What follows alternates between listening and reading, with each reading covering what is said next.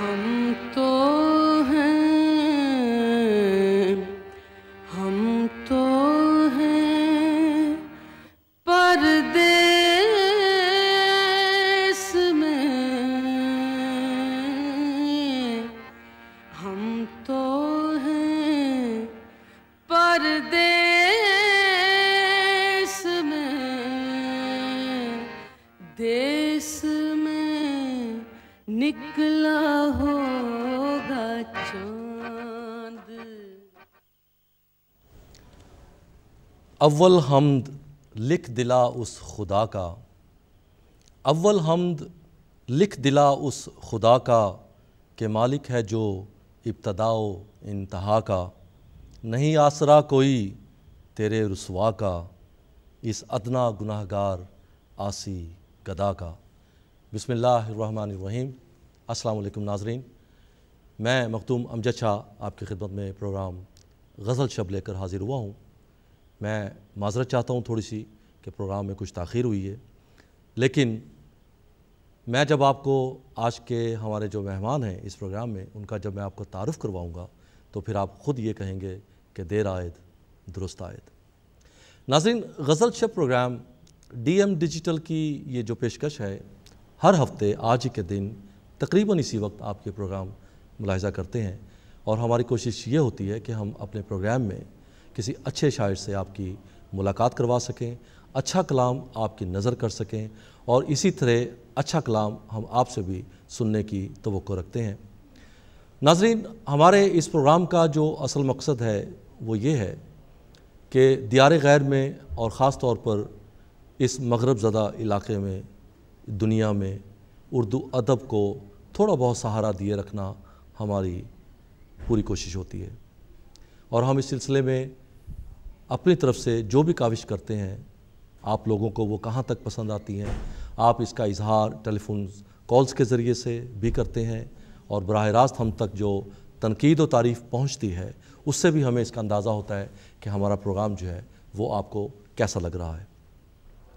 नाज़रीन, गज़ल शब में हम शायरी के हवाले से जो गुफ्तगू करते हैं, शायरी की असनाफ़ के हवाले से जो मालूमात आप तक हम पहुँचाते हैं, उस सिलसिले में हम हर हफ्ते किसी एक ख़ास सिन्फ़ पर गुफ्तगू किया करते हैं।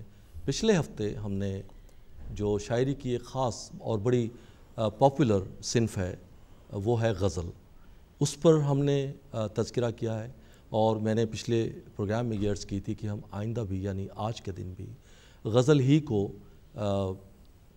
सिलसिला गुफ्तगू बनाए रखेंगे, क्योंकि सिर्फ़ एक प्रोग्राम में इस ऐसी सिन्फ़ का अहाता करना बहुत मुश्किल होता है। लिहाजा हम आज भी गुफ्तगू पर ही गज़ल पर ही गुफ्तगू रखेंगे इंशाअल्लाह।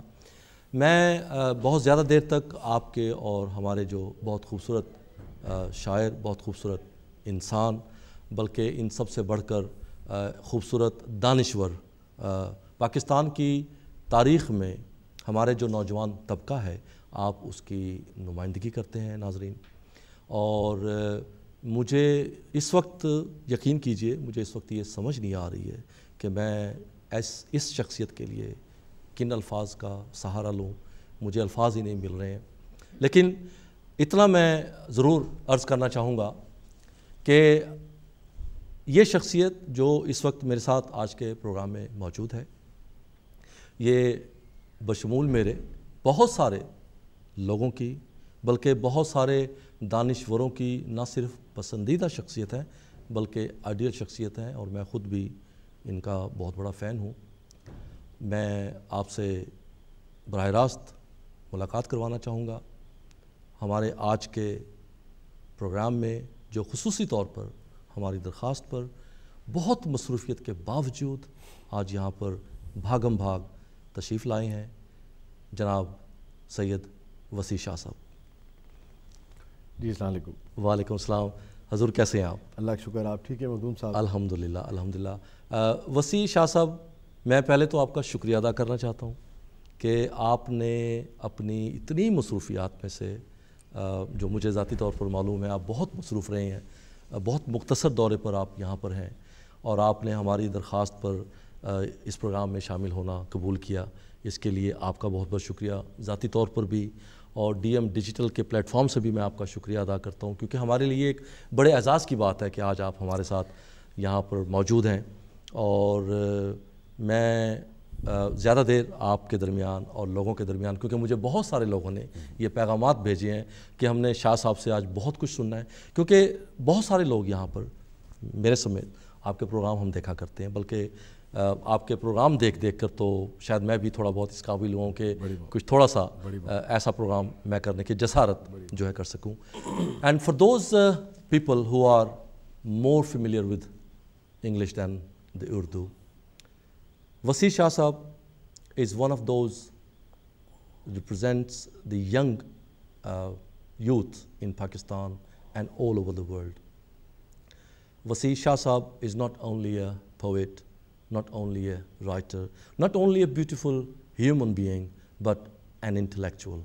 And I always have looked upon him to see this person, his reading his writings, his poetries, his ghazals and everything, and I can't find the words that I can actually say about this person. تو ناظرین، میں براہ راست وسی شاہ صاحب سے کچھ ہم تھوڑی سی گفتگو کریں گے شاعری کے حوالے سے. اس کے بعد ہم کچھ دیر کے بعد، ابھی تو نہیں لیکن کچھ دیر کے بعد ہم کچھ چند ایک کالز وغیرہ لیں گے، پھر آپ انشاءاللہ وسی شاہ صاحب سے براہ راست گفتگو بھی کر سکیں گے. شاہ صاحب، براہ راست کچھ اپنے سفر کے بارے میں ذرا بتلائیے، کیا سنگ میل رہے اور منزل ابھی کتنی دور ہے؟ جی، سب سے پہلے تو امجد بھائی بہت بہت شکریہ آپ کا، ڈی ایم جو ڈیجیٹل ہے اس کا، آپ کے دیکھنے والوں کا. اور یقیناً مصروفیت تو ہوتی ہے اپنی جگہ، لیکن جہاں بھی آپ دیکھیے کہ اردو زبان کا ذکر آئے، جہاں بھی پاکستان کا ذکر آئے، اردو کے چاہنے والوں کا ذکر آئے، شاعری کا ذکر آئے، تو کوشش یہ ہوتی ہے کہ جس شعبے کے طفیل باری تعالیٰ نے ہمیں محبتوں سے نوازا ہے، اس کی خدمت کے لیے ہم ہر جگہ حاضر رہیں اور اپنا کردار جو ہے وہ ضرور ادا کر سکیں. اور لوگوں سے بات کرنا، لوگوں تک پہنچنا جو ہے وہ یقیناً اگر بس میں ہو تو ہمیشہ یہ خواہش ہوتی ہے کہ لوگ ہوں اور ہم ہوں، لیکن جو مصروفیت ہے وہ بعض اوقات بیچ میں حائل آ جاتا، رکاوٹ بن جاتی ہے. لیکن پھر بھی مجھے خوشی ہے کہ یہ موقع ہمیں مل رہا ہے کہ ہم جو ڈی ایم چینل کے دیکھنے والے ہیں اور یہاں پہ جو اردو سے آشنا لوگ ہیں، اردو شاعری سے محبت کرنے والے ہیں، چاہے وہ پاکستانی ہیں چاہے دیگر ممالک کے لوگ ہیں، ان سب سے آج آپ کے طفیل بات ہوگی، کچھ ہماری بات پہنچے گی، کچھ آپ کے ذریعے ان کی بات جو ہے وہ ہم تک پہنچے گی. تو میں سمجھتا ہوں کہ یہ بہت ہی، میری بھی بہت عزت افزائی ہے کہ آپ نے مجھے اپنے اسٹوڈیوز میں مدعو کیا اور یہ موقع فراہم کیا کہ ہم اپنے لوگوں سے بات کر سکیں. اچھا شاہ صاحب، یہاں پر میں یہ عرض کرتا چلوں کہ ڈی ایم ڈیجیٹل واحد ایک پلیٹ فارم ہے جہاں سے اس قسم کا ادبی پروگرام جو ہے وہ تواتر کے ساتھ گزشتہ کئی سال سے، بلکہ جب سے ڈی ایم شروع ہوا ہے، تواتر کے ساتھ یہ پروگرام جو ہے وہ چل رہا ہے. اور الحمدللہ اس پروگرام کی روایت کو ہم قائم رکھے ہوئے ہیں، اور روایت کے مطابق آپ جیسے دوستوں سے، دانشوروں سے وقتاً فوقتاً ملاقات رہتی ہے، ان کو ہم زحمت دیتے ہیں، دعوت دیتے ہیں، ان سے سیکھتے ہیں، سنتے ہیں. آج آپ سے بھی ہم انشاءاللہ سیکھیں گے، سنیں گے آپ کا بہت سارا کلام، اتنی ساری آپ کی کتابیں ہیں، اتنی تحریریں آپ کی موجود ہیں کہ ان کا احاطہ ایک پروگرام میں کرنا تو کسی طور بھی ممکن نہیں ہے، لیکن ہم آپ سے آپ کی زبانی منتخب کلام جو ہے. اور میں ضرور مبارکباد پیش کرنا چاہوں گا، اور میں سمجھتا ہوں کہ قابل تحسین ہے آپ کی انتظامیہ کے لوگ، جو آپ کے ادارے کے پالیسی میکرز ہیں، جو مالکان ہیں، جو یہ سمجھتے ہیں کہ لٹریچر جو ہے اور ادب جو ہے وہ سوسائٹی کی اور معاشرے کی جو تعمیر اور ترقی میں انتہائی اہم کردار ادا کیا کرتا ہے. اور میں تو خیر یہ ماننے کو ہی تیار نہیں ہوں کہ ادب سے متعلق جو پروگرام ہے وہ لوگ کم دیکھتے ہیں. میرا تو بالکل، جو میں تو خود ایک پروگرام کا حصہ ہوں، مجھے اندازہ ہے. لیکن اگر فرض کر لیجئے کہ مارکیٹنگ والے یہ کہتے بھی ہیں آپ کو، تب بھی میں سمجھتا ہوں کہ جو لوگ یہ سمجھتے ہیں اور جو مالکان کے نہیں، یہ ہمارے بچوں کے لیے، ہمارے بچوں کی تربیت کے لیے، ہماری اگلی نسل کی تربیت کے لیے، انسان کی تربیت کے لیے لٹریچر کی جو اہمیت ہے سوسائٹی میں. دیکھیے آپ کتنا ہی پیسہ کیوں نہ کما لیں، لوگ کتنا ہی پیسہ کیوں نہ کما لے، لیکن اگر ریفائنڈ سوسائٹی نہیں ملے گی آپ کو ریفائنڈ انڈیویجول نہیں ملے گا، تو آپ کو کبھی بھی نہ تو امن ملے گا، نہ سکون ملے گا، نہ اس پیسے سے وہ طمانینت جو آپ چاہتے ہیں وہ آپ کو حاصل ہو سکے گی۔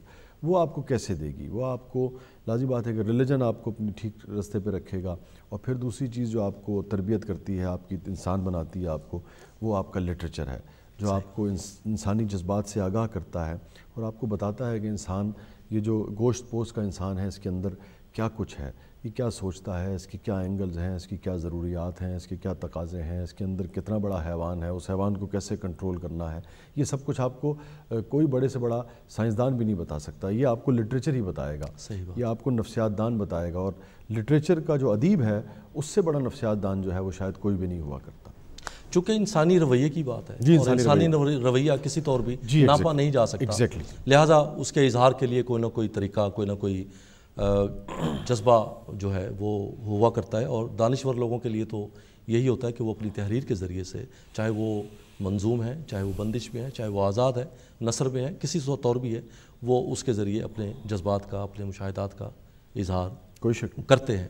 اور آپ کو تو ید طولہ حاصل ہے اس میں، اپنے جذبات کے اظہار میں، نہ صرف اپنے جذبات کے اظہار میں، معاشرے کے جذبات کے اظہار میں بھی آپ ماشاءاللہ بہت کچھ لکھتے ہیں۔ آپ کے ڈرامے بڑے اصلاحی ڈرامے ہوا کرتے ہیں، آپ کی تحریریں، اور میرا اصل میں دل یہ کر رہا ہے کہ میں فرداً ان تمام آپ کی تحریروں کا ذکر کر ڈالوں جو کچھ میں نے بھی دیکھی ہیں، کچھ پڑھی بھی ہیں، لیکن بہرحال ہم آپ ہی کی زبانی سنیں گے۔ تو میرا جو بنیادی طور پر جو میں یہ چاہتا تھا کہ مجھے یہ معلوم ہے کہ ناظرین بہت یہ جاننا چاہتے ہیں، وسیع شاہ کو ناظرین نے بہت سنا ہے، پاکستان میں بھی اور یہاں پہ بھی آپ پروگرام، کیونکہ یہاں پہ بھی پاکستانی چینل آتے ہیں، اور وہ چینل بھی آتا ہے یہاں پہ جس پر آپ پروگرام کرتے ہیں، میں خود بھی وہ دیکھتا ہوں، لوگ بھی دیکھتے ہیں، اور لوگوں سے جب گفتگو ہوتی ہے تو لوگ پوچھتے ہیں، تو لوگ یہ مشتاق ہیں، لوگ یہ جاننا چاہیں گے کہ آپ کچھ اپنا، کچھ جس حد تک ممکن ہو،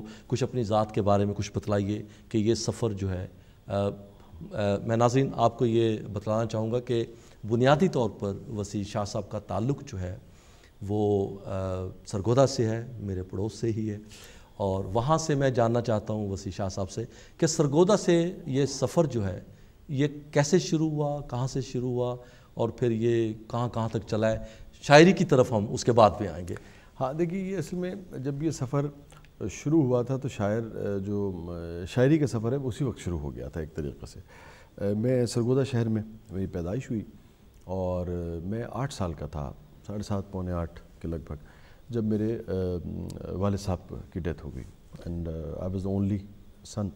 اور پھر میرے والد کی ڈیتھ کے بعد جو میرے ماموں کی بیٹی تھی، یہ مجھے اس لیے بتانا پڑتا ہے کہ ویسے تو کوئی اس میں سمجھتا ہوں کہ کوئی وہ نہیں ہے، اور ہمیں بلکہ اس کو انکریج کرنا چاہیے ہر سطح پہ بھی، کہ اگر کوئی خاتون بیوہ ہو جاتی ہیں تو ان کو دوسری شادی کر لینی چاہیے، کوئی ایسی بات نہیں۔ لیکن چونکہ میرے کیس میں ایسا نہیں ہوا، تو وہ پھر عموماً ہوتا ہے کہ لوگ پوچھتے ہیں کہ اچھا جی پھر آپ کے والد کی ڈیتھ تو ہو گئی تھی جب آپ 8 سال کے تھے، بہن آپ سے 8 سال چھوٹی ہے، تو پھر میرے ماموں کی بیٹی وہ پھر والدہ نے اڈاپٹ کر لی تھی، تو 2 ہم بہن بھائی ہوئے، لیکن ایکچولی اپنے والد اور والدہ سے میں ایک ہی اولاد تھا۔ تو 8 سال کا تھا میں، ان کی ڈیتھ ہوئی، اور پہلا شعر میں نے مخدوم صاحب اسی وقت کہا تھا جب میرے فادر کی ڈیتھ ہوئی تھی۔ کچھ یاد ہے کچھ؟ ہاں، وہ اصل میں بے وزن سا شعر ہے، اور یعنی کہ وہ جو بالکل ٹوٹا پھوٹا سا ہوتا ہے، بہت ہی جذباتی نوعیت کا ہے۔ لیکن مجھے یقین ہے کہ آپ جس انداز میں پڑھیں گے وہ وزن آ جائے گا۔ میں چلے آپ کے، چونکہ میں نے اس کو کبھی جیسے ہوتا ہے نا شعر اترتا ہے تو ہم بعض اوقات اس کو سیدھا پدرا کرنے ہیں کہ ٹھیک کرتے ہیں، کوئی مصرے میں تبدیلی لاتے ہیں، کچھ وہ کرتے ہیں، بعض اوقات وہ جیسے آتا ہے ویسے ہی ہم سمجھتے ہیں کہ بھئی پیش کر دیا جائے لوگوں تک، بعض اوقات ہم اس میں کوئی تبدیلی کرتے ہیں، کچھ تراش خراش کرتے ہیں، لیکن اس کو میں نے کبھی ہاتھ نہیں لگایا، اور میں بڑا کم، میرے خیال میں شاید ہی کبھی میں نے شعر کیا۔ آپ کہتے ہیں تو میں سنا بھی دوں گا آپ کو، لیکن اس سے پہلے مجھے یاد آتا ہے کہ غالباً رفیع صاحب کا گانا ہے کہ آپ نے یاد دلایا تو مجھے یاد آیا۔ تو وہ میں جب 4-5 سال کا یا 6 سال کا تھا، تو مجھے یاد ہے کہ مجھے اس وقت سے کہانیاں لکھنے کا شوق تھا، کہ مجھے بڑی اچھی طرح سے یہ بات یاد ہے، اور مختلف جو اخبار ہوا کرتے تھے، جیسے جنگ تھا، مشرق تھا، امروز تھا، یہ اس وقت کے بڑے اخبار تھے، اور تو مجھے یاد نہیں آ رہا، لیکن یہ 3-4 بڑے اخبار تھے، ایک آدھ اور آتا تھا۔ اور مجھے یہ ضرور یاد ہے کہ غالباً ان کا ڈفرینٹ ڈیز پہ بچوں کا ایڈیشن آیا بالکل آتا تھا. جیسے منگل کو جنگ کا ہے تو بدھ کا پتہ لگا جی کہ مشرق کا ہے, اور امروز کا بچوں کا ایڈیشن جو ہے وہ کسی اور دن ہے. تو مجھے یہ اچھی طرح سے یاد ہے, پورے طرح تو نہیں, لیکن جیسے وہ دھماکہ ہوتا ہے نا, کہیں بجلی یہاں کوندی یہاں کوندی, تو کچھ یاد ہے کچھ نہیں یاد ہے. تو کہ میں اپنے والد سے ضد کیا کرتا تھا کہ جس دن بچوں کا ایڈیشن آیا کرے اس دن آپ وہ والا اخبار لیا کریں. صحیح. تو مجھے یاد ہے کہ میرے والد اسی حساب سے جس دن بچوں کا ایڈیشن آتا تھا اس دن وہ والا اخبار خریدا جاتا تھا. اور پھر مجھے یہ بھی یاد ہے کہ میں نے اپنے والد کو ایک پیپر پہ کوئی کہانی لکھ کے دی ہے کہ جی اس کو آپ چھپا دیجئے. تو یہ نہیں یاد کہ انہوں نے کیا کہا اس پہ, وہاں سے مسکرائے یا کیا, اس طرح کی چھوٹی چھوٹی چیزیں یاد ہے. لیکن یہ کم از کم بھی ان کی ڈیتھ سے 2-2.5 سال 3 سال پرانی بات ہے. جو ہماری شاپس تھیں سرگودا شہر میں, امین بازار جو ایک ہے, بہت سارے دوست جانتے ہوں گے, تو وہاں مجھے یاد ہے کہ یہ جو میں نے اپنے فادر کو میں وہ پرچہ دے رہا ہوں چھوٹا سا, اور پھر اس کے بعد مجھے کچھ یاد نہیں ہے. بہرحال 8 سال کا تھا میں, میرے والد کی ڈیتھ ہوگی, اس وقت میں نے پہلا شعر جو ہے وہ کہا تھا. اور پھر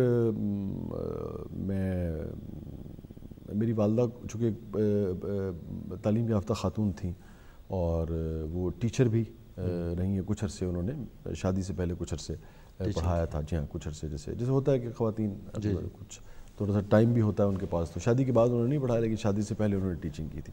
تو ان کی بڑی خواہش تھی کہ, اور میرے جو ابتدائی لٹریچر کی کتابیں ہیں بہت ساری, ایون مسلم ہسٹری کی بھی, چونکہ وہ ہسٹری کا بھی انہیں شوق تھا اور اردو لٹریچر کا شوق تھا. تو جیسے فیض صاحب کی ایک چھوٹی سی کتاب میری لائبریری میں بھی ہے, بالکل ایسی چھوٹی نقش فریادی, اور ابتدائی کئی کتابیں جو ہیں وہ میں نے اپنی والدہ کی لائبریری سے لے کے پڑھی ہیں. اور پھر والد صاحب کے بعد جیسے ہوتا ہے کہ آپ, مجھے ابتدا میں بالکل پڑھنے کا شوق نہیں تھا, میں بڑا ہی نالائق تھا, صرف لٹریچر ہی پڑھا کرتا تھا اور کچھ نہیں پڑھتا تھا. تو لیکن اس وقت میں چیزیں لکھا کرتا تھا ٹوٹی پھوٹی الٹی سیدھی, اور کرتے کرتے پھر میٹرک کے بعد مجھے اچھی طرح سے یاد ہے کہ کچھ زیادہ سیریس اس کو ہم نے لینا شروع کیا, کوئی دوستوں کو سنانا شروع کیا, کچھ فیملی میں کوئی, تو اس طریقے سے چیزیں جو ہے وہ آگے بڑھتی گئیں. اور پہلی جو تحریر ہے, جب بھی آپ کو یہ شوق ہوتا ہے کہ اب آپ چھپیں اور کسی کو آپ وہ کریں, وہ سرگودا میں مجھے ایگزیکٹ یاد نہیں ہے لیکن غالباً ضرورت ایک اخبار ہوا کرتا تھا. صحیح. اور یا کوئی اور اخبار تھا, مجھے ایگزیکٹ یاد نہیں ہے, لیکن کسی دوست کے توسط سے وہ میں نے وہاں ایک غزل جو ہے وہ چھپائی تھی. وہ غزل کیا تھی وہ بھی مجھے ایگزیکٹ یاد نہیں ہے میرے پاس, لیکن پڑھی ہوئی ہے, یہ مجھے یاد ہے. اور یہ میرے خیال میں 90s کے اوائل کی بات ہے, 90 کے ابتدا کی.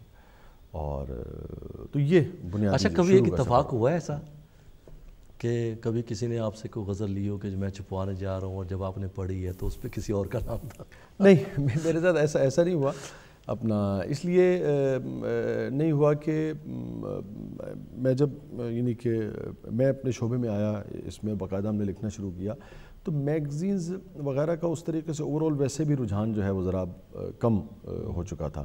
اور میں نے اس کو آپ میری کوتاہی کہہ لیجئے, غفلت کہہ لیجئے, میں نے اس طرف کبھی بہت زیادہ توجہ بھی نہیں میں دے پایا میگزینز کی طرف, چونکہ مجھے اپنے کتاب کے ذریعے اتنی ریڈرشپ الحمدللہ اللہ تعالیٰ نے نوازی, اتنا وسیع حلقہ مجھے ملا محبت کرنے والوں کا, قارئین کا, تو اس طرف پھر تو اس قسم کی کبھی نوبت جو ہے وہ آئی نہیں کہ میں نے کسی کو غزل دی اور صبح اس کے نام سے چھپ گئی. ویسے میں ایسا ہوتا بھی نہیں ہے. بلکہ پاپولیرٹی کا تو آپ کے یہ انداز ابھی تک ہے, یہ سلسلہ, کہ آپ میرے خیال میں صنف نازک میں زیادہ پاپولر ہیں ابھی بھی, اور یہ سلسلہ چل رہا ہے, اور میں رہنا چاہتا ہوں صاحب اس میں. کیا بات ہے, یہ زندگی کی نشانیوں میں سے ہے کہ آپ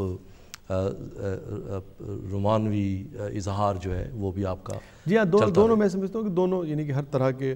اور اب تو مجھے خوشی ہوتی ہے, ابھی آپ نے بھی دیکھا جو مشاعرے ہمارے یہاں جاری رہے اور ابھی بھی جو ہیں, اس میں ہم اب دیکھیے کہ یعنی کہ ہر عمر کے لوگ جو ہیں وہ آپ کو نظر آتے ہیں, یعنی کہ 70 سال کے بزرگ بھی آپ کو نظر آئیں گے اور کثیر تعداد میں نظر آئیں گے, اور آپ کو 17 سال کے نوجوان جو ہیں وہ بھی نظر آئیں گے. تو دیکھ کے خوشی ہوتی ہے کہ ہر عمر کے جو لوگ ہیں ان سے اگر آپ کو محبت مل رہی ہو. لیکن بہرحال یہ جو یار لوگ بعض اوقات ہم پہ جملہ کستے ہیں ٹین ایجر کا شاعر ہونا, تو مجھے تو لگتا ہے کہ بھئی یہ ہمارا تمغہ ہے, کیونکہ ایک ایسے ملک میں رہتا ہوں جہاں یوتھ جو ہے وہ 60% ہے، یعنی کہ 20 کروڑ اگر آپ سمجھیے اس وقت پاکستانی لگ بھگ 19-20 کروڑ کے قریب ہیں، تو 13 کروڑ کے قریب یوتھ ہے.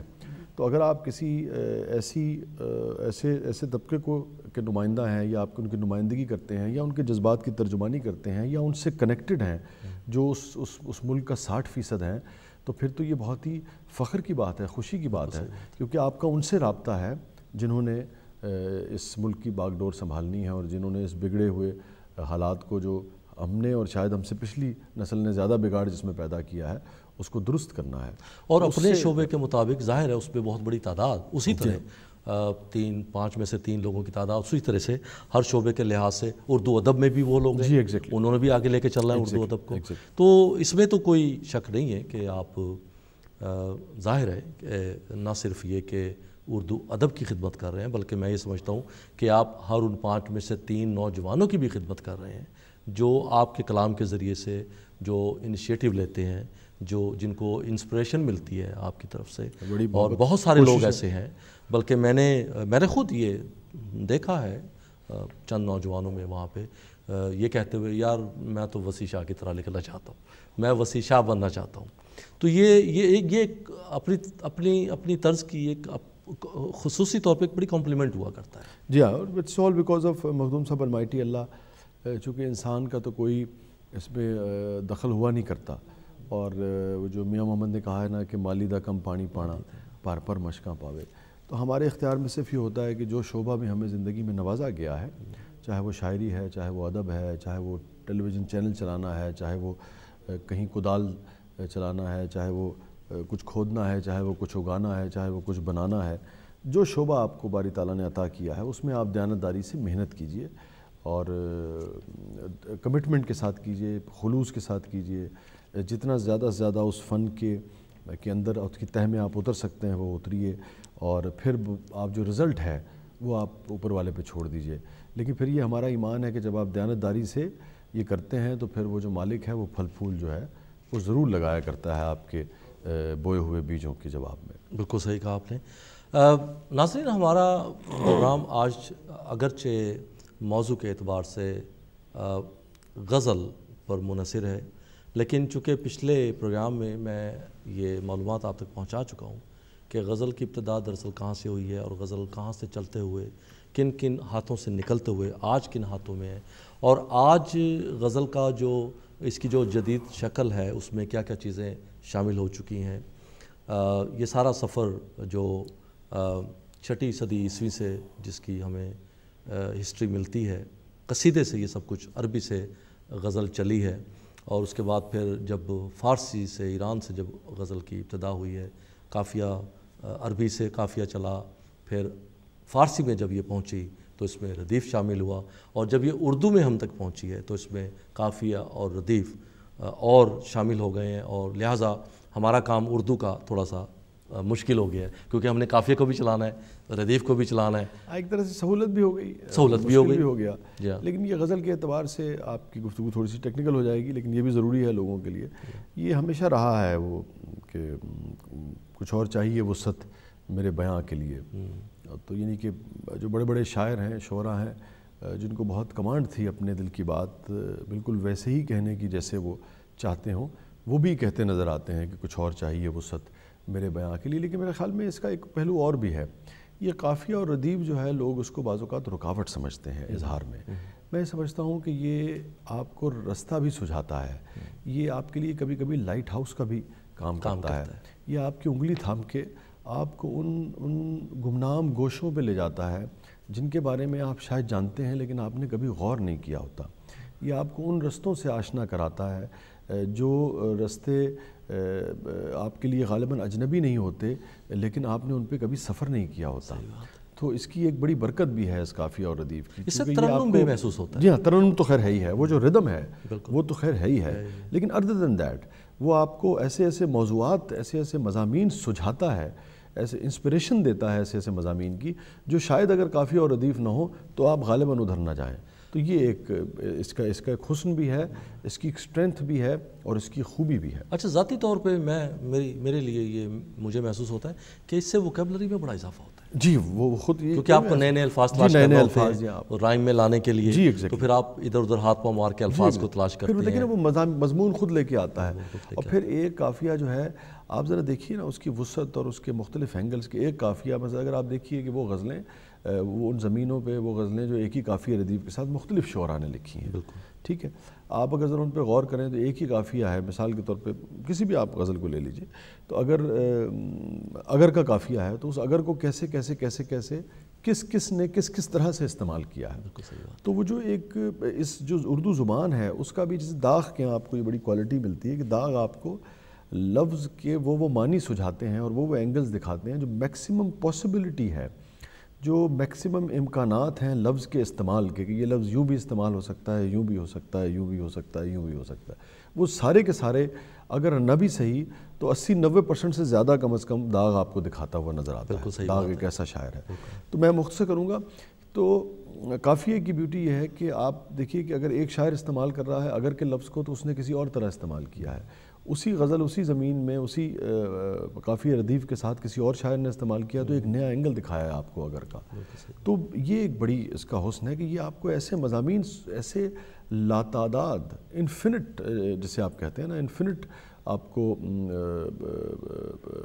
مضامین جو ہے وہ سجھاتا ہے. تو جو کہ مجھے لگتا ہے کہ نثر میں آپ یقیناً جو کچھ کہنا چاہ رہے ہوتے ہیں وہ کہتے ہیں اور بہت فوکسڈ ہوتے ہیں آپ, لیکن جو وسعت قافیہ عطا کرتا ہے آپ کو, جہاں جہاں لے کے جاتا ہے آپ کو, وہ قافیے ہی کا اور غزل ہی کا اور شعر ہی کا حسن ہے.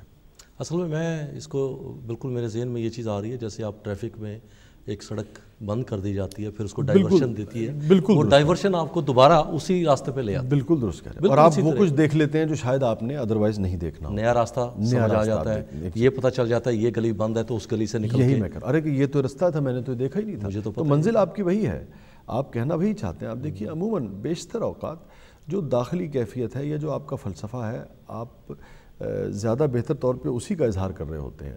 اور اگر آپ ڈنڈی بھی مار رہے ہوتے ہیں اپنے اندر, فرض کر لیجئے آپ جو نہیں ہے وہ کہنے کی کوشش کر رہے ہیں, تو یہ بہت ہی میرے خیال میں شاید 1% بھی شاید ایسا ہوا ہو کہ جو وہ شعر یا وہ نثر جو آپ نہیں ہے اور وہ کہنے کی کوشش کر رہے ہیں اور اس میں وہ تاثیر ہو کہ وہ لوگوں کے دلوں میں گھر کر جائے, ایسا کم ہوا کرتا ہے. بنیادی طور پہ جو آپ کا درون ہے وہی آپ کے بیرون, جو آپ کا اندر ہے جو ان سائڈ ہے وہی آپ کا باہر آتا ہے, اور آپ کی جو داخلی دنیا ہے وہی آپ کی بیرونی جو دنیا ہے جو خارجی وہ ہے اس کے اندر سامنے ابھر کے سامنے آتی ہے. ظاہر و باطن میں ایک ربط سا ہو جاتا ہے, ایک ربط بہرحال ہوتا ہے. کتنا ہی کیوں آپ اپنے فنکار اپنے آپ کو چھپانے کی کوشش کیوں نہ کریں. آپ کو اگر یاد ہو بڑی معروف فلم ہے شیکسپیئر ان لو, آپ دیکھیے کہ اس نے کیسے اس کو نیٹ کیا ہے. وہ یہی تھیسس دے رہا ہے کہ جو کہانی جب رومیو اینڈ جولیٹ شیکسپیئر لکھ رہا تھا تو وہ خود ایک خاص طرح کے پروسیس سے اور اس سے گزر رہا تھا, اور وہ پوری کی پوری نہیں لیکن اس کا سارا ریفلیکشن جو ہے وہ اس کے پلے میں آتا ہے. آپ خود اپنی تحریروں کو دیکھیے گا یا دوسرے لوگوں کو دیکھیے گا تو آپ کے اپنا اندر جو ہے یا اپنا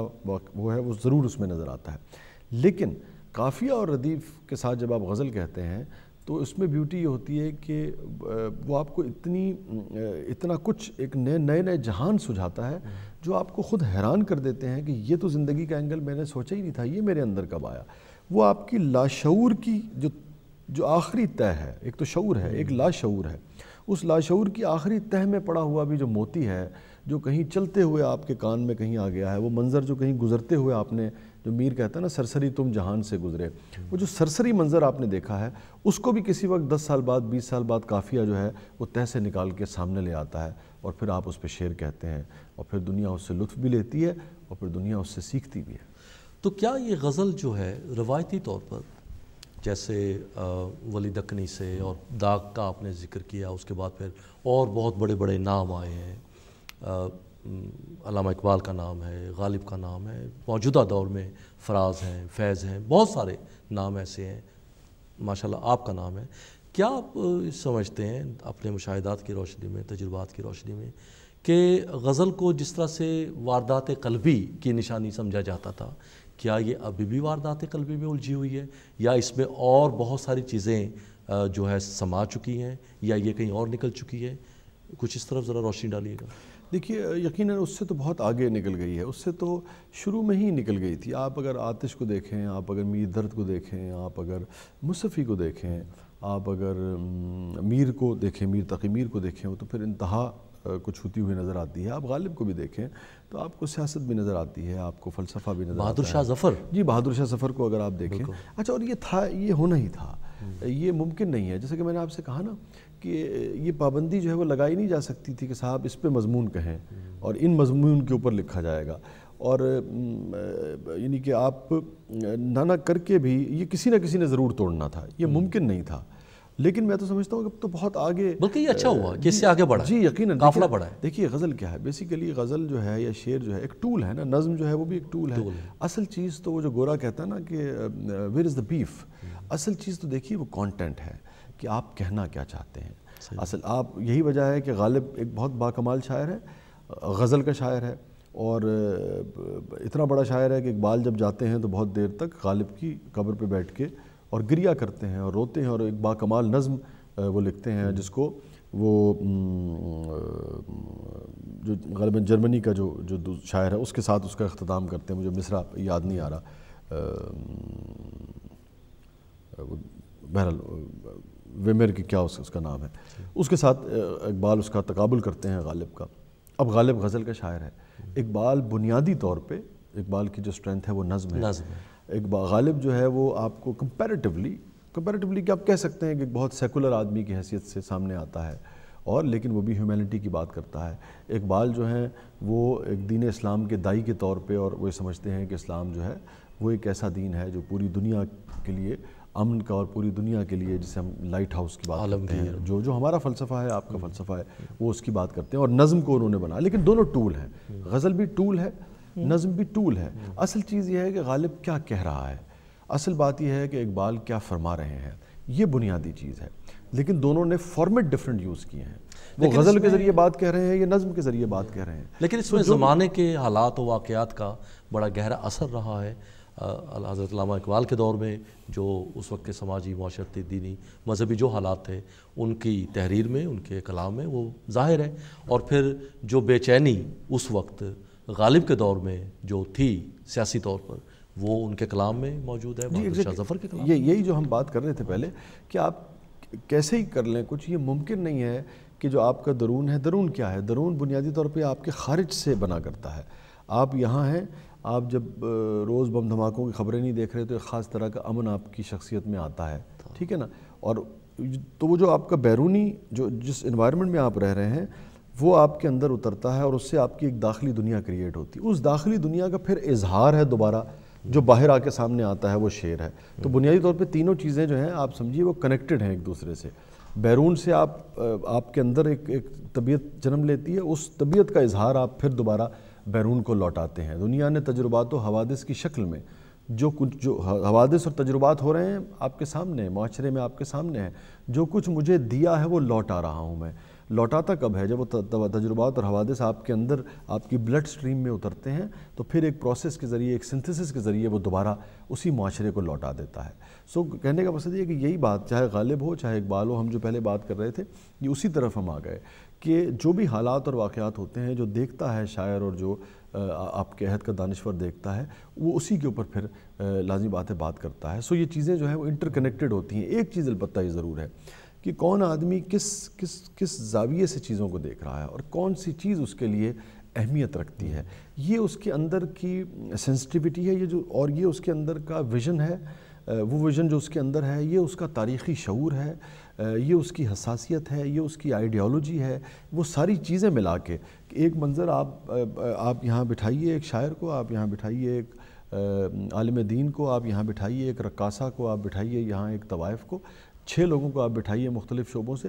وہ جب ایک منظر کو دیکھیں گے, ایک تاجر کو بٹھائیے تو تاجر کی کچھ ویچ کچھ کے نکل جائے گا, تو لیکن باقی لوگ تو ہر آدمی اپنے اپنے اینگل سے زندگی کو دیکھے گا, اپنے اس سے اینالائز کرے گا. تو جو شاعر ہے اس کا ظرف کتنا ہے, اس کا مطالعہ کتنا ہے, اس کا شعور کتنا ہے, اس کی تاریخ کے اوپر گرپ کتنی ہے, اس کے اپنے فن کے اوپر کمانڈ کتنی ہے, اس کا ویژن کتنا ہے, اس کی آئیڈیالوجی کیا ہے, یہ ساری چیزیں اس کو وہ کچھ دیکھنے پہ اور پھر اس کے اوپر لکھنے پہ اکساتی ہیں, جو اس کے پورے سسٹم کے بعد جو اس کی شخصیت ہے. تو یہ پھر اس کی اپنی پرسنل چوائس بھی اس میں, جی اس کی پرسنل چوائس, وہ پرسنل چوائس بھی وہیں سے جنم لیتی ہے. پرسنل چوائس کیا ہے, پرسنل چوائس بھی ایک ٹینڈنسی ہے, آپ کا رجحان ہے کہ آپ نکلتے ہیں یہاں سے اور ایک شخص پب میں چلا جاتا ہے, ایک مسجد میں چلا جاتا ہے. تو یہ کسی طرح موجودہ دور کے شاعروں میں مجھے بڑا پیچیدہ قسم کا انٹرویو لا رہے ہو، یہ جو گفتگو اسی کدی کی تھی نہیں ویسے. نہیں سر، وہ اصل میں ایک تو یہ ہے کہ ہم لیکن مجھے بڑی خوشی ہو رہی ہے، چونکہ ہوتا یہ ہے کہ عموماً اس قسم کا اتنا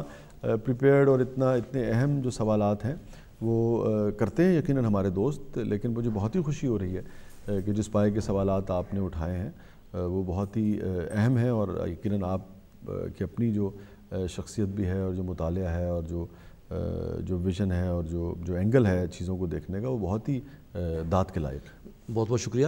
میں دراصل یہ محسوس کرتا ہوں کہ جن چیزوں کی تشنگی مجھے محسوس ہوتی ہے وہ یقیناً دوسرے لوگوں کو بھی محسوس ہوتی ہوگی، اور جو سوال میں پوچھنا چاہتا ہوں بہت سارے دوسرے لوگ بھی پوچھنا چاہتے ہوں گے، تو میرے پوچھنے سے ان کا راستہ، ان کا سوال آسان ہو گیا ہے. اور دوسرا یہ ہے کہ پھر چونکہ آپ کا ماشاءاللہ 20 سال سے بھی زیادہ کا اس میں سفر ہے، تو اس میں یہ ہے کہ پھر جو منزلیں آپ نے طے کی، جو سنگ میل آپ کے اس میں سے رہے ہیں، تو ہم ان کو سامنے رکھتے ہوئے ان سے بہت کچھ سیکھ سکتے ہیں، بہت کچھ حاصل کر سکتے ہیں. ہم سبھی یہ ریسیپروکل ہوتا ہے. میں آج آیا ہوں یہاں، اگر 2 چیزیں آپ مجھ سے سیکھیں گے تو میں بھی 10 چیزیں آپ سے سیکھ کے جاؤں گا. بالکل یہ اسی طرح ہوتا ہے. بالکل اسی طرح ہوتا ہے.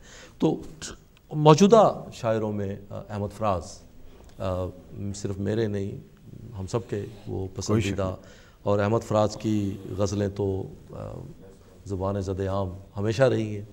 مجھے ان کی یہ غزل کے چند اشعار ابھی بھی یاد آ رہے تھے. وہ کٹھن ہے راہ گزر تھوڑی دور ساتھ چلو، بہت کڑا ہے سفر تھوڑی دور ساتھ چلو، تمام عمر کہاں کوئی ساتھ دیتا ہے، یہ جانتا ہوں مگر تھوڑی دور ساتھ چلو. کتنی آسان سہل بحر میں اور کتنی زبردست جو ہے نشاندہی کر گئے ہیں. اچھا، ہم آپ سے، آپ کی بہت سارا کلام، آپ کی بہت ساری تحریریں ایسی ہیں، مجھے ابھی بھی کہا گیا ہے کہ بہت ساری خواتین فرمائش کر رہی ہیں کہ جی اساں تے وسیع شاہ دا کنگن پانا ہے، اور پھر وسیع شاہ صاحب نے کنگن پہنانے سے انحراف بھی کیا ہے ایک جگہ. میں وہ بھی سننا چاہوں گا آپ سے. تو شاہ صاحب، یہ غزل کے حوالے سے یہ تھوڑی سی زخیم باتیں تو ہو گئی، اب تھوڑا سا ماحول کو تھوڑا لائٹ کرتے ہیں. آپ کو ذاتی طور پہ کیا پسند ہے؟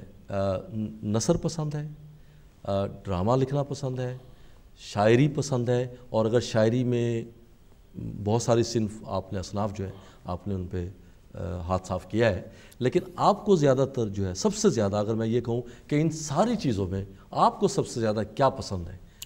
دیکھیے، ایک تو میں چونکہ کچھ یوتھ بھی دیکھ رہی ہوتی ہے، نوجوان بھی، میں ایک تو یہ بتا دوں کہ میں اس کا بہت شدت سے قائل ہوں کہ Jack of all trait is master of none. اچھا، اب ہوتا یہ ہے کہ لوگ یہ سوال کرتے ہیں کہ صاحب یہ مختلف کام ہے. میں سمجھتا ہوں کہ میں جو کام کر رہا ہوں بنیادی طور پہ یہ ایک کام ہے. ہاں، اگر آپ کو میں اداکاری کرتا ہوا نظر آ رہا تھا، جیسے میں نے ابتدا میں ایک آدھ پلے میں کی، لیکن پھر مجھے اندازہ ہوا کہ یہ ایک بالکل ڈیفرنٹ فیلڈ ہے، اور جو لکھنا پڑھنا ہے وہ بالکل ایک ڈیفرنٹ فیلڈ ہے. میں جب ادھر جاتا ہوں تو مجھے اپنی پوری شخصیت کو اٹھا کے ادھر لے کے جانا پڑتا ہے. سو نتیجہ یہ ہوگا کہ میں اس میں بھی آدھا ادھورا ہی سفر طے کر پاؤں گا. اور دیکھیے، مقبول ہو جانا، کامیاب ہو جانا ایک چیز ہے، وہ بعض اوقات آپ کو قبولیت اللہ تعالیٰ دے دیتا ہے، لیکن اہم بات یہ ہے کہ آپ جو کام کر رہے ہیں اس میں آپ کی بھی سیٹسفیکشن تو ہونا، کہ آپ نے جو سٹروک مارا ہے وہ چوکا تو ہو گیا ہے، بعض اوقات وہ چھکا بھی ہو گیا ہے. امپورٹنٹ بات یہ ہے کہ وہ کس طریقے سے ہوا ہے. کیا وہ جو ایک اعلیٰ معیار کا سٹروک ہوتا ہے، پوری طریقے سے آپ نے فٹ ورک کیا ہے، پوری طریقے سے آپ بال کو بلے پہ لے کے آئے ہیں، پوری طریقے سے آپ گئے ہیں. ایک ہی ہوتا ہے کہ انہیں باؤنسر مارا ہے، تسی منہ بچانے کی کوشش کی ہے، بال لگ کے چھکا ہو گیا، تو جی ابھی میرے کریڈٹ پا دیو، تو ہو تو گیا ہے. لیکن اہم بات یہ ہے کہ کیا آپ اس کو، اپنے آپ کو اس کا اہل ثابت کرنے کی کوشش کرتے ہیں کہ کہیں آپ کی بھی سیٹسفیکشن ہو گیا، یار جو میں کام کر رہا ہوں وہ، جیسے اب آپ ایک کام کر رہے ہیں، آپ نے پوری ایک تیاری کی ہوئی ہے، پریپریشن کی ہوئی ہے کہ بھئی میں اس کو پوری طریقے سے کروں گا. ورنہ یہ ہے کہ میں تو خیر نہیں، لیکن کوئی بھی آپ آدمی بلائیں گے اور اگر وہ بہت اچھا بولنے والا ہے تو وہ آپ کو جواب تو دے جائے گا، پروگرام بھی شاید آپ کا اچھا چلا جائے. لیکن اگر آپ کی اپنی سیٹسفیکشن نہیں ہوگی کہ آج میں نے فلانا صاحب آئے تھے اور میں نے پوری تیاری کے ساتھ انٹرویو کیا ہے، تو ریٹنگ ہو سکتا ہے دوسرے پروگرام کی بھی زیادہ ہو، لیکن آپ کے اندر کا جو وہ ہے وہ مطمئن نہیں ہو. یہی میں نے عرض کی پہلے جی کہ میں یہ چاہتا ہوں کہ آپ آج ہمارے ساتھ موجود ہیں. ہم شاعری تو سنتے رہتے ہیں، لیکن جو ذاتی جو تجربات، جو مشاہدات، جو ذاتی فیلنگز جو اس وقت آپ کے اندر ہیں، جہاں جہاں سے آپ گزر کے آئے ہیں، ہم وہ یہ جاننا چاہتے ہیں کہ اس میں کتنی انسپریشن جو ہے وہ ہمیں ملتی ہے، نوجوانوں کو ملتی ہے، نوجوان آپ سے کیا سیکھنا چاہتے ہیں، کیا کچھ وہ سیکھ سکتے ہیں. میں اسی لیے میں یوتھ کی وجہ سے آپ کو بتا رہا تھا کہ تو میں ایک کام یعنی کہ میں سب سے یہ ریکویسٹ کرتا ہوں، یہاں کی سوسائٹی والے تو بہت اچھی طرح سمجھتے ہیں کہ دنیا جو اسپیشلائزیشن کے اس میں چلی گئی ہے، تو بنیادی طور پہ ایک کام جو ہے وہ کرنے کی کوشش کرنی چاہیے.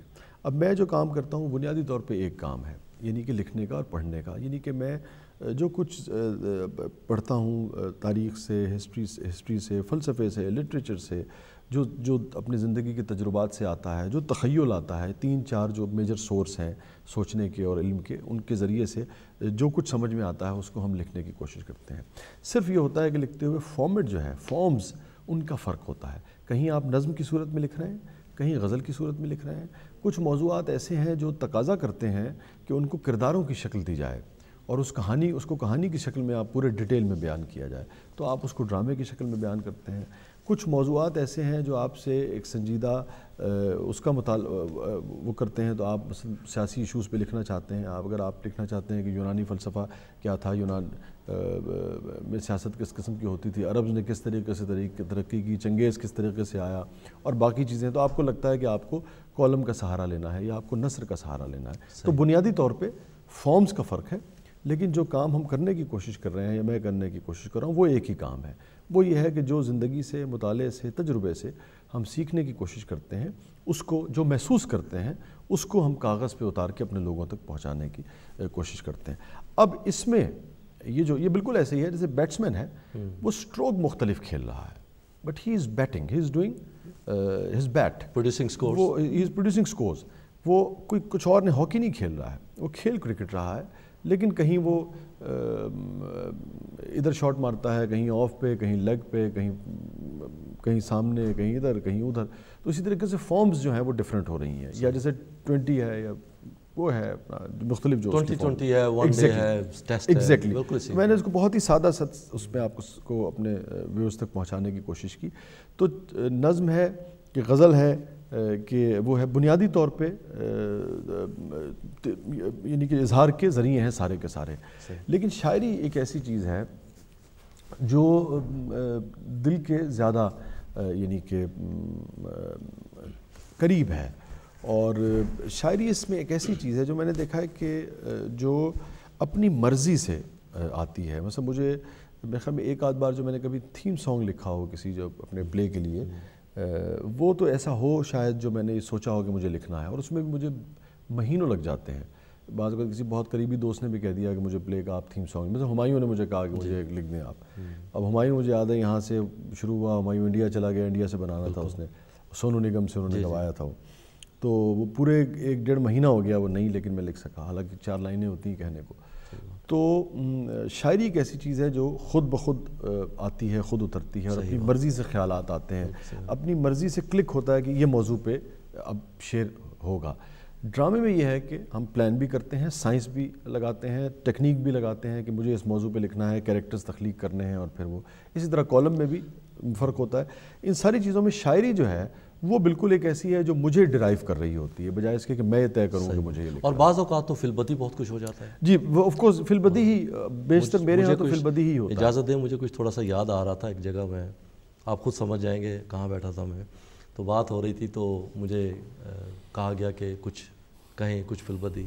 تو میں نے کہا جی کہ میرے ذہن میں یہ 1-2 لائنیں آئی ہیں کہ آپ کی بھی نظر کرتا ہوں کہ مجھے قرب قلب سوز سے نہیں ہے عداوت پھر مگر، مجھے قرب قلب سوز سے نہیں ہے عداوت پھر مگر، میں قریب ہوں کسی اور کے مجھے کھینچتا کوئی اور. تو وہ سلیم کوثر صاحب کی یہ غزل تھی. تو اسی طرح انسپریشن، کیونکہ مجھے بھی ان کی اس غزل سے انسپریشن ملی، تو میں نے بھی سوچا کہ تھوڑی سی توازمائی کی جائے. ایک ہی شعر کہا پھر، کیونکہ اتنی بڑی غزل کے سامنے کچھ کہنا یہ زیادتی ہے. بہرحال آپ سے بڑی معلوماتی گفتگو آپ سے رہی ہے، بہت کچھ آپ سے ہم نے سنا ہے. ناظرین، ہم وسیع شاہ صاحب سے اب اگلا جو چیپٹر ہے ہمارا اس پروگرام کا وہ یہ ہے کہ ہم وسیع شاہ صاحب سے ان کا کلام سنتے ہیں. کلام شاعر بزبان شاعر وسیع شاہ صاحب تحت اللفظ بڑا اچھا پڑھتے ہیں اور ماشاءاللہ پنجابی ہونے کے باوجود ماشاءاللہ ان کی اردو کی جو گفتگو ہے وہ اتنی مدلل اور اتنی پرمغز ہوا کرتی ہے. اتنے اچھے تلفظ کے ساتھ آپ گفتگو کرتے ہیں. مجھے تو بڑا لطف آتا ہے ان کی گفتگو سن کر, ان کے پروگرام دیکھ کر بہت کچھ سیکھنے کو ملتا ہے. شاہ صاحب اگر اجازت دیں تو چند احباب بہت دیر سے ہم تک پہنچنا چاہ رہے ہیں, بلکہ آپ تک پہنچنا چاہ رہے ہیں. تو اگر کوئی کال میرا خیال ہے ویٹ پر ہے کہ اگر ہم جی لے سکیں کوئی کال. جی السلام علیکم, کون اور کہاں سے؟ السلام علیکم, سید حسن بریڈفورڈ سے بات کر رہا ہوں. جی شاہ صاحب کیسے ہیں آپ؟ الحمدللہ بہت خوشی ہو رہی ہے جناب وسیع شاہ صاحب کو دیکھ کے, اور ماشاءاللہ بہت ہی پیارے انداز میں آج کا انٹرویو آپ نبھا رہے ہیں.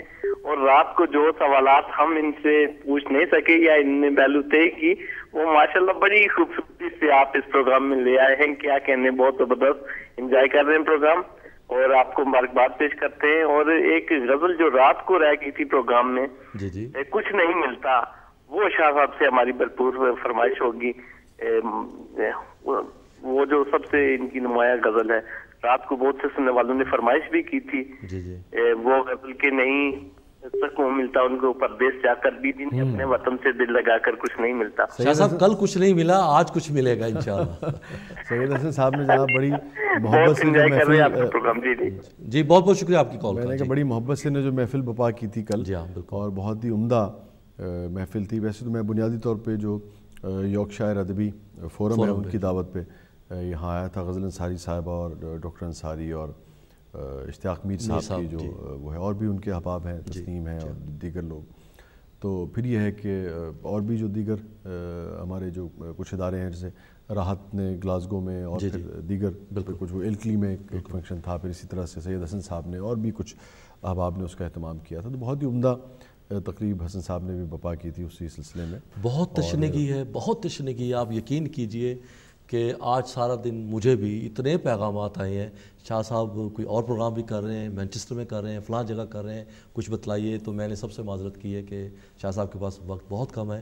بالکل فلائنگ وزٹ پہ آپ یہاں پہ ہیں. نہیں, میں انشاءاللہ مجھے خود بھی خیر ہمیشہ سے اندازہ ہے, میں لوگوں کی محبتیں مجھے باری تعالیٰ نے تقریباً 20 برس ہو گئے میں ان محبتوں کو سمیٹ رہا ہوں, اور ان کی وجہ سے مجھے بڑا رشکار ہے آپ نے شاہ صاحب کہ اللہ تعالیٰ نے آپ کو وہ ایک مقام دیا ہے کہ بہت ساری محبتیں آپ کی جھولی میں اللہ نے ڈالی. تو مجھے خود بڑی شدت سے احساس ہوا کہ میں اب انشاءاللہ تعالیٰ وقت نکال کے زیادہ وقت کے لیے آؤں گا, اور ایک یعنی کہ ہم کوشش کریں گے کہ ہر محفل جو ہے ہم اس تک پہنچ سکیں, اور لوگوں سے اپنی بات ہو سکے, اور اپنے دل کا حال ان سے کہہ سکیں, اور ان کے دل کا حال جو ہے وہ ہم جان سکیں. اچھا, یہاں پہ کچھ اس طرح سے ہے کہ تقریباً ہر شہر میں ہی مقامی طور پر شعراء حضرات ہیں, گروپس ہیں, اردو ریڈر رائٹرز گروپس ہیں, بہت ساری چیزیں, لیکن ان سب کو اکٹھے ہونے کا موقع محض اسی وقت ملتا ہے جب باہر سے کوئی آتا ہے, تب سارے اکٹھے ہوتے ہیں, اور وہ ایک بڑا عجیب سا, بڑا خوشگوار سا ماحول ہوتا ہے. بلکہ بعض اوقات تو بڑے عرصے کے بعد دوسرے لوگوں سے ملاقات ہوتی ہے. بہت کم یہاں پہ لوگوں کو ایسی. وہ غالب کا ایک شعر ہے, مجھے ایگزیکٹلی پورا تو یاد نہیں ہے, وہ کہتا ہے کہ میں تو گھاس کا ایک ٹکڑا ہوں, اور میں بیکاری صحیح, گھاس کے ٹکڑے کی کیا وقت ہوگی, لیکن جو میرے دوست ہیں وہ پھولوں کی طرح ہیں, اور میں بنیادی طور پہ ان کے گرد لپٹ کے وہ جو گلدستہ ہے وہ میری وجہ سے ہی بنتا ہے. تو وہ جیسے کہ آپ نے فرمایا, تو بعض اوقات یہ اگر ہم جیسا گھاس کا ٹکڑا جو ہے وہ دوستوں کو اکٹھا کر لے, اور پھولوں کو اکٹھا کر کے گلدستہ کر لے, تو اس سے زیادہ کیا خوش قسمتی ہو سکتی ہے. ماشاءاللہ. ناظرین, ہم آج وسیع شاہ صاحب سے گفتگو کر رہے ہیں. وسیع شاہ صاحب جو ہیں ہمارے ساتھ آج کے خاص طور پر اس پروگرام میں ہماری درخواست پر آپ نے حامی بھری ہے کہ آج ہم, اگرچہ ہمارا پہلے سے کسی قسم کا کوئی پروگرام طے نہیں تھا, یہ بھی طے نہیں تھا کہ ہم نے کیا پوچھنا ہے اور کیا بتلانا ہے, لیکن بہرحال فی البدی ہم گفتگو کر رہے ہیں ایک عام انداز میں, اور مجھے امید ہے کہ میں ناظرین آپ کی نمائندگی کرتے ہوئے یہاں پر وسیع شاہ صاحب سے وہ چیزیں پوچھوں, وہ معلومات حاصل کر سکوں جن سے ہم سب مستفیض ہو سکتے ہیں. اور خاص طور پر میں یہ سمجھتا ہوں کہ ہماری یہاں پر جو نوجوان نسل ہے اس کو اردو ادب سے نہ صرف روشناس کروانا بلکہ ان کو اردو ادب میں لانا اور ان میں قائم رکھنا جو ہے یہ بہت ضروری ہے. تاکہ ان لوگوں کو اپنے ورثہ سے جو ایک تعلق ہے وہ بنا رہے. اپنی زبان سے، یہ بہت خوبصورت زبان ہے. میں ذاتی طور پر یہ سمجھتا ہوں کہ اردو واحد دنیا کی ایک ایسی زبان ہے جس میں ادب کے بہت سارے درجے ہیں. ہمارے ساتھ ایک خاتون ہیں وسیع صاحب جو ہم آپ سے گفتگو کرنا چاہتے ہیں، تو ان سے بات کرتے ہیں. جی السلام علیکم، کون اور کہاں سے؟ آپ اپنے ٹیلی ویژن کی آواز بند کر دیجئے پلیز. اچھا جی بہت اچھا. جی السلام علیکم. جی السلام علیکم، میں شمع حسن بات کر رہی ہوں لندن سے. جی وعلیکم السلام. کیسی ہیں آپ بہن؟ جی بالکل اچھی طرح. وسیع میاں کو دیکھ کے بہت دل خوش ہو رہا ہے اس وقت، اور میں ان کا پروگرام رات گئے بہت ریگولرلی دیکھا کرتی تھی، اور میں نے ان کو ای میل وغیرہ بھی لکھا تھا، لیکن ظاہر ہے بہت ماشاءاللہ بڑے آدمی ہیں وہ، ہمیں کہاں کیا کہتے ہیں ہمارے لیے کہاں ان کے پاس وقت ہوگا. لیکن یہ کہ ان کا پروگرام بہت مس کرتی ہوں میں. رات گئے اور وہ اتنی لیٹ آتا ہے کہ انفارچونیٹلی میں دیکھ ہی نہیں پاتی ہوں. تو اب اس کے لیے کچھ کیجئے کہ ہم آپ کا وہ پروگرام دیکھ سکیں. نہیں، بہت بہت شکریہ شمع صاحبہ. ایک تو اور یہ جو آپ کا فرمانا ہے، جب آپ جیسے لسنر اور محبت کرنے والے ہوں، دعائیں دینے والے ہوں، تو یہ جو دعاؤں کا اثاثہ ہے یہ ہمیں امیر کر دیتا ہے. یہ ہمیں یہ احساس ضرور دلاتا ہے کہ بھئی ہم بہت رچ ہیں اس معاملے میں. ادروائز تو آپ ہی بڑے ہیں اور آپ ہی لوگوں کے طفیل جو ہے وہ ہمارا وجود ہے. البتہ یقیناً وہ ای میل جو ہے جو آپ نے لکھی ہوگی وہ کسی وجہ سے بعض اوقات یہ ہوتا ہے کہ یہ نہیں ہوتا کہ وہ نظر میں آئے اور اس کے بعد پھر اس کو نظر انداز کیا جائے. اگر وہ نظر میں نہیں آئی کسی وجہ سے، بعض اوقات سسٹم میں کوئی وہ ہو یا کوئی اور وجہ ہو، بعض اوقات یہ ہوتا ہے کہ ڈائریکٹ جو میرا ای میل ایڈریس ہے اس تک نہیں آ پاتی ہے. ورنہ یہ تو سوال ہی نہیں ہوتا، چونکہ میرے لیے تو جو ایک جو قاری ہے میرا، ایک ناظر جو ہے وہ انتہائی اہمیت کا حامل ہے.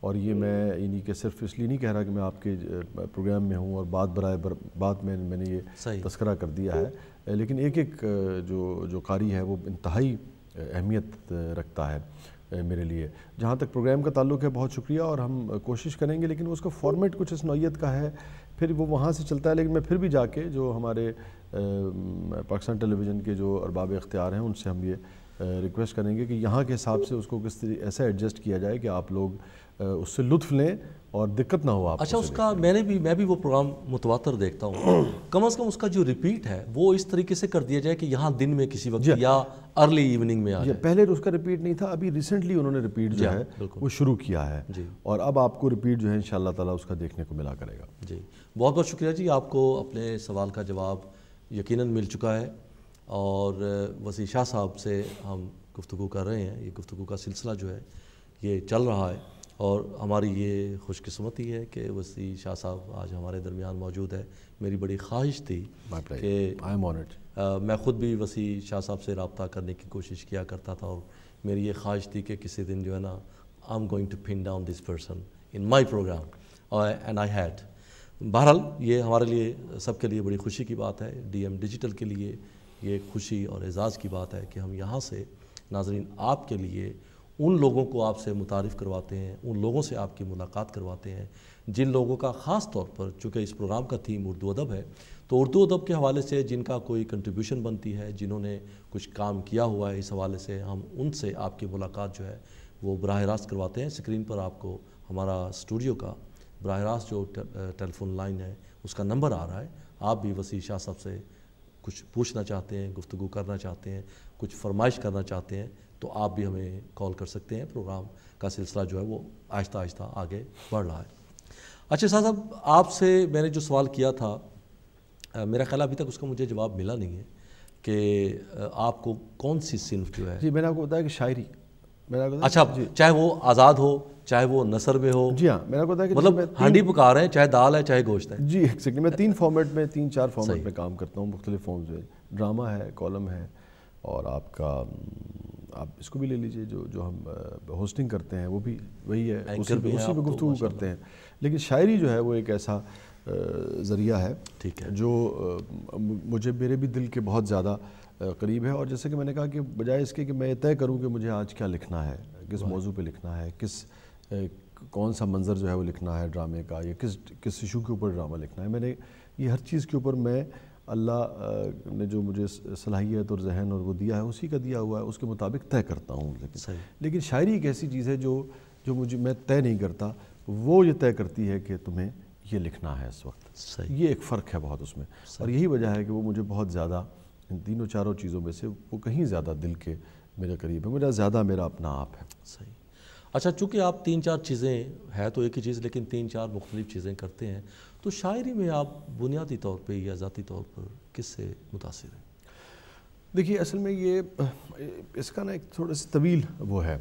इन शॉर्ट ये कि जब शुरू में लाज़ी बात है कि फराज और दीगर जो लिखने वाले हैं वो ज़्यादा हॉन्ट करते थे, ज़्यादा पसंद थे, और फिर वक्त के साथ साथ जब आप ज़िंदगी के मुख्तलिफ़ मदारिज, उम्र के मदारिज तय करते हैं, ज़िंदगी अपनी ज़्यादा मुख्तलिफ़ रंग जो है वो आप पे आश्कार करती है, मुख्तलिफ़ एंगल्स आप पे आश्कार करती है, तो फिर बाज़ औक़ात आपकी सोच का ज़ाविया, आपके पसंद नापसंद की चीज़ें जो है वो भी बदलती चली जाती हैं। और अब यह है कि मुझे गालिब और मीर जो हैं, ये दो लोग जो हैं वो बहुत ज़्यादा वो करते हैं और इनका ज़्यादा लुत्फ़ आता है। लेकिन इसमें एक चीज़ बड़ी अहम है, मैं समझता हूँ कि देखिए, चाहे परवीन शाकिर हों या अहमद फराज हों या फैज़ साहब हों या दीगर शोरा हों, दाग हों और दीगर शोरा हों, और अगर आपकी ये राय हो कि गालिब और मीर जैसा कोई नहीं है इनमें से, तब भी ये वो लोग हैं जो आपको गालिब और मीर तक पहुंचाते हैं। लाज़िम बात है, पहली जस्त में तो आप वहाँ नहीं पहुंच सकते। बिल्कुल ऐसे ही है जैसे जनरली मैं बात कर रहा हूँ कि कोई आपका जो जब आप मिडिल क्लास में होते हैं, आप प्राइमरी में होते हैं, तो आपको कुछ असातिज़ा मिलते हैं और फिर आप उनके ज़रिए आप बहुत सारी चीज़ें सीखते हैं, और फिर आप ग्रेजुएशन में पहुँच जाते हैं, आप PhD कर लेते हैं। और बाज़ औक़ात ये होता है कि PhD के उसमें जो सब्जेक्ट आप पढ़ रहे होते हैं, जिस मुसन्निफ़ को आप पढ़ रहे होते हैं, जो मिडिल के जो असातिज़ा हैं या जो मैट्रिक में आपने जिनसे पढ़ा होता है, वो ख़ुद आपकी तरफ बहुत हसरत से देख रहे होते हैं, और ग़ालिबन अगर उन्होंने उस मज़मून को समझना हो तो वो जो आपके उस्ताद हैं वो आपकी शागिर्दी करना जो है वो पसंद करेंगे। लेकिन आप PhD भी कर लें तब भी, या अगर आप PhD के लेवल के असातिज़ा को पढ़ने जोगे भी हो जाएं, तब भी आपका जो प्राइमरी का उस्ताद है वो ज़्यादा उसका मकाम जो है वो वहीं रहेगा। तो मैंने ये देखा है कि जब हम अपने उन लोगों को, जैसे मैं यही वजह है कि जो हमारी ख़वातीन जो मुख्तलिफ डाइजेस्ट हैं, या जो इवन इससे आप पीछे चले जाइए, जो आपको याद है वो इश्तियाक अहमद साहब की कहानी आया करती थी, महमूद फ़ारूक फरजाना और इंस्पेक्टर जमशेद सीरीज़, तो मैं